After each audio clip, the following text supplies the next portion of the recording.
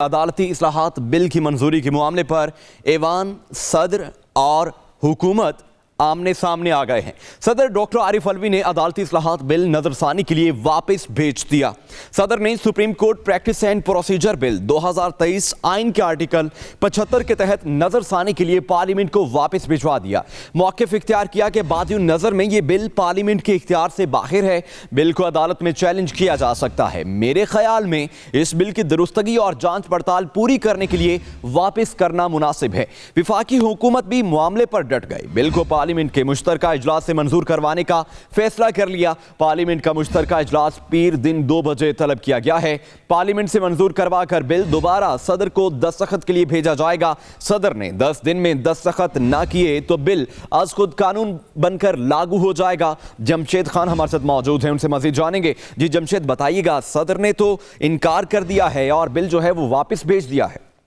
जी, सदर ममलिकत डॉक्टर आरिफ अलवी ने supreme court bill जो है यहाँ पर 2023 जो है प्रैक्टिस एंड प्रोसीजर बिल, उसको वापस पार्लियामेंट को भेज दिया है। ये बिल जो है कौमी असेंबली और सीनेट ने पास किया था और दस्तखत की भी सदर ममलिकत डॉक्टर आरिफ अलवी को भिजवाया गया था। ताहम मुख्तलिफ इतराज़ात के साथ ये बिल जो है वापस पार्लियामेंट को भिजवा दिया गया है और इस हवाले से यहाँ पर सदर ममलिकत डॉक्टर आरिफ अलवी का कहना है कि बादियों नजर में ये बिल जो है पार्लियामेंट के इख्तियार से बाहर है।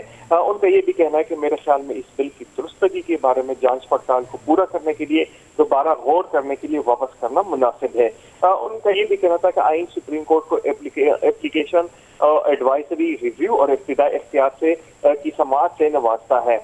इस बिल के हवाले से मैं बताता चलूं कि इस बिल के हवाले से हुकूमत का जो मौक़िफ़ है कि हुकूमत इसको हर सूरत में पास कराना चाहती है और अब ये बिल जो है पीर के रोज जो है मुश्तरका इजलास में पास किया जाएगा, जिसके बाद दोबारा जो है दस्तखत के लिए जो है सदर मुमलिकत को भिजवाया जाएगा। अगर सदर मुमलिकत इस पर दस्तखत नहीं करते तो 10 दिन के बाद जो है ये ऑटोमेटिक जो है लागू हो जाएगा। ठीक है जमशेद, हमारे साथ ही मौजूद रहिएगा। सीनियर तज्जियाकार एहतिशाम उल हक साहब ने हमें ज्वाइन किया है। एहतिशाम साहब, बहुत शुक्रिया आपके वक्त का। सर, बिल पहले पास करवाया गया, उजलत में ये बिल पेश किया गया और उजलत में ही पास करवाया गया और एक ऐसा वक्त चूज किया गया, क्या वक्त मुनासिब था इस बिल को पास करवाने के लिए? और फिर अब नई एक बात पे ठन गई है, हुकूमत सदर आमने सामने आ गए हैं।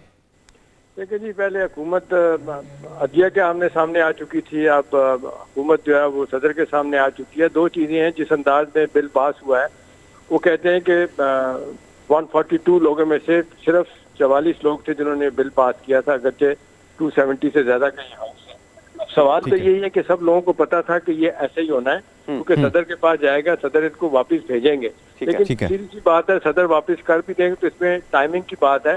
हफ्ते 10 दिन में वो दोबारा ले जाएंगे नाइट सिटिंग में पार्लियामेंट की, वहां से वो अप्रूव करा लेंगे। लेकिन इसकी ऑप्टिक्स है, देखने वाली समझने वाली है कि एक मैसेज, एक बड़ा स्ट्रॉन्ग मैसेज है सदर की तरफ से कि जो अपने तौर पे आप मनमानी कर रहे हैं वो हम नहीं करने देंगे। दूसरा, कल देखकर नेशनल सिक्योरिटी की मीटिंग में आमतौर पे कहा जा रहा है कि हुकूमत ने ये मिलिट्री क़यादत को बिठा के कुछ फैसले करने थे जिसपे इंडोर्स करवाना थे फैसला के जो हमने करारदाद मंजूर किया, लेकिन आप देख लें सिर्फ उस पर दहशतगर्दी पे बात हुई है, इसी के ऊपर बात ही नहीं हुई। तो एक तरह से हम देख रहे हैं कि मिलिट्री एस्टैब्लिशमेंट भी सोच रही है कि अदलिया के फैसलों को इस तरह रोंदा गया तो क्या होगा। अब बहरहाल ये इख्तलाफ तो पैदा हो गए हैं, कौन इसको ठीक करेगा नहीं करेगा। इलेक्शन की डेट दी जा चुकी है, हुकूमत मानने के लिए तैयार नहीं। इख्तलाफात तो बहुत ज्यादा है। अब असल सवाल तो ये कि बीच में कौन आएगा। प्राइम मिनिस्टर की मुलाकात पिछले दिनों हुई थी आरिफ अलवी से, लेकिन बात नहीं बनी। और उससे पहले आपने देखा है डार साहब ने 2 मुलाकातें की थी सदर आरिफ अलवी से, वो कोई नतीजा खेज साबित थी। अब सूरत हाल है, एक तरफ इकॉनमी जमीन बोस हो चुकी है। इसहाक डार साहब ने जाना था वाशिंगटन, वो नहीं जा रहे मुल्क की सियासी सूरत हाल को देखते हुए। तो हर चीज बहुत गंभीर होती चली जा रही है। इनके हाथ में हुकूमत पे कुछ नहीं है, ये डिले कर रहे हैं। इनका ख्याल है कि लेट करके चीज़ों को अपनी मर्जी से इलेक्शन को डिले करवा लेंगे। लेकिन आज सदर का ये इक़दाम बड़ा वाज़ेह तौर पे बता रहा है कि all is not well in the house. अब वो सिचुएशन कैसे ठीक होगी, ये एक मैसेज मिलिट्री इस्टेब्लिशमेंट को भी जाएगा कि सदर साहब ने डिसएग्री किया ऐसे और वापस बिल को भेज दिया है, ये उजरत में किया गया फैसला है। अब लेकिन बहरहाल सवाल ये कि जी ये सियासी लड़ाई जो ज़ाती लड़ाई में बदल चुकी है और क्राइसिस ऑफ लीडरशिप है, किसी को समझ नहीं आ रही कि ये मामला किधर जाके रुकेंगे। इस सारे सिनेरियो में देखा जाए तो लूजर कौन है, रियासत आप और मैं है। सियासी लोगों को तो कोई खुदा का खौफ है ना अपना ख्याल है, वो ज़ाती अपने मसाइल के लिए, ज़ाती अपने मफाद के लिए सियासत कर रहे हैं। उन्होंने फैसला किया कि कम वक्त में हमने इलेक्शन नहीं करवाने, क्योंकि इलेक्शन करवाने से जाहिर है वो उनको इलेक्शन स्टेज पे सूट ही नहीं करते, वारा ही नहीं खाते, वो कैसे कराएंगे। वो कहते हैं कि हार तो जाएंगे, लिहाजा हम इसको डिले करेंगे। अब सवाल है कि इस स्टेज पे इलेक्शन कमीशन भी अब तैयार हो गया। उन्होंने कहा है कि जी हम मिनो फैसला कबूल करेंगे सुप्रीम कोर्ट का, और उन्होंने नया शेड्यूल भी जारी कर दिया, लेकिन हुकूमत अब इस तरफ आने के लिए तैयार नहीं। अगला टेस्ट 10 तारीख को होगा, जब हुकूमत को पैसे देने पड़ेंगे $21 बिलियन और बाकी चीजें। अब क्या हुकूमत कहते हुए ना करेगी कि हम नहीं देते, वो एक और सिचुएशन पैदा हो जाएगी कि वो अब हुकूमत जो है ना वो सीधी अदलिया की खिलाफ वर्जी कर रही है पाकिस्तान की सबसे बड़ी अदालत की। तो ये सूरत हाल को अच्छी नहीं है। बाहर की दुनिया भी ये कह रही है कि पाकिस्तान में इस तरह का जो माहौल पैदा हो गया है, ये सियासी अदम इस्तेकाम और गैर यकीनी की सूरत हाल, इन्वेस्टर इस मुल्क के भाग रहे हैं, आपके पढ़े लिखे लोग इस मुल्क को छोड़ के चले जा रहे हैं, 250 टेक्सटाइल इंडस्ट्री बंद हो चुकी है। अब आप देख लें जिस अंदाज से हर चीज आके रुक गई है, 11%, 21% आपने इंटरेस्ट रेट कर दिए हैं, महंगाई जो है ना वो लेटेस्ट देख लें 50% हो चुकी है। तो हुकूमत के हाथ में कुछ नहीं है सिवाय इसके कि सियासी लड़ाई लड़के इमरान खान को रोकना है। इमरान खान ने बड़ी गलतियां की हैं, 100 उसमें आप निकाल सकते हैं उनके गलतियां भी, लेकिन सवाल ये कि जी स्टेज पे हल तो एक ही है, वो इलेक्शन। सारी दुनिया कह रही है कि इस एहतियाम साहब सवाल ये है कि आइन इजाजत देता है हमें 90 रोज के अंदर इलेक्शन करवाने की, अगर तो देता है बहस खत्म हो जानी चाहिए। अगर आइन में कोई ऐसी गुंजाइश मौजूद है और उसके हवाले से ये बिल भी पास करवाया गया, 191 जो रूल है उसके अकॉर्डिंग सुप्रीम कोर्ट को ये इख्तियार हासिल है कि वो अपनी जो कानूनी और आइनी उनकी मुशावरत है वो उसमें अमेंडमेंट कर सकते हैं। 1980 में ये कानून बनाया गया और ये जो रूल है पास किया गया उसके अकॉर्डिंग। तो अब फिर पार्लियामेंटेरियंस को ऐसी क्या आन पड़ी है कि वो चाहते हैं कि ये जल्दी से पास हो जाए? लेकिन ये दो चीजें बड़ी वाज़ेह हैं। मैं नहीं कह रहा, आप नहीं कह रहे, 1973 का आइन बड़ा वाज़ेह तौर पे कहता है कि जब कोई असम्बली अपनी मुद्दत पूरी करेगी तो 60 दिन के अंदर इलेक्शन होने हैं, और कोई असम्बली वक्त से पहले तहलील हो जाएगी तो 90 दिन के अंदर इलेक्शन होने हैं। इस पे तो दो राय है नहीं है।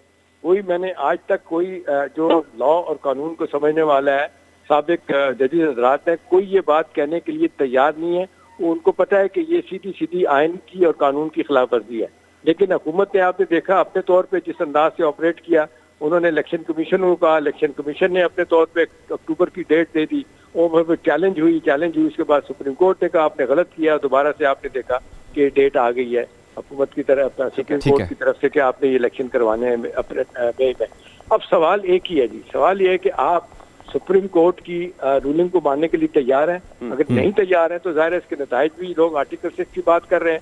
अभी आप देखते हैं जो अपोजिशन के लोग हैं वो अदालतों में जा रहे हैं कि जी आपकी रूलिंग की खिलाफवर्जी की गई है। तो ये मुसलसल एक लड़ाई हो जाएगी अदलिया के दरमियान, हुकूमत के दरमियान, और दूसरी तरफ जो है ना नुकसान आपका मेरा मुल्क का और है। देखना है बेटर सेंस प्रिवेल करती है नहीं करती, ये एक अहम सवाल है जी।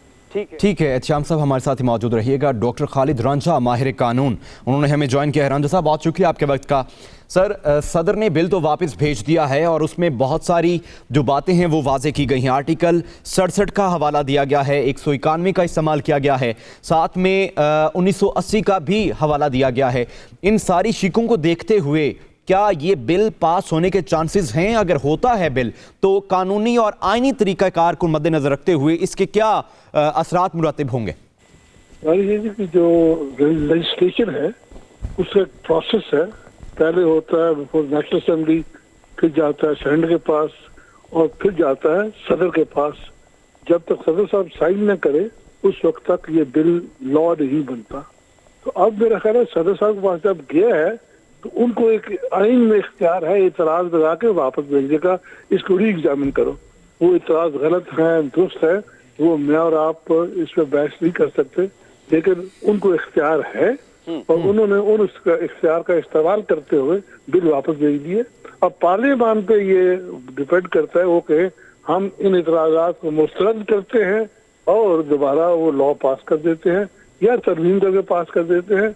इन एनी केस जब वो पास करेंगे तो फिर सदर साहब को कोई इख्तियार नहीं है कि उसे वापस मुस्तरद करे या विदहोल्ड करे अपने आप को, या उसके कहे क्या इसे मजीद तरमीम करो। ये एक अमल है जो आइन में दिया गया है फॉर लेजिस्लेशन। इस पे बुरी बात तो ये है कि हम इस अमल को जाती मफाद में इस्तेमाल कर रहे हैं। हम मुल्की मफाद के इस्तेमाल नहीं कर रहे। अच्छा रंजन साहब, एक बात और वाज़ेह कीजिएगा कि अगर ये बिल पास हो जाता है, क्या सुप्रीम कोर्ट इस बिल को उड़ा सकती है? Supreme Court is ultimate authority to see क्या लेजिस्लेशन जो है ये दुरुस्त है या गलत है। ठीक है, अब सही है। बहुत शुक्रिया। डॉक्टर खालिद रांझा हमारे साथ मौजूद थे, माहिर कानून, सीनियर तज्जियाकार एहतशामुल हक साहब भी हमारे साथ मौजूद थे। दोनों अहबाब का शुक्रिया।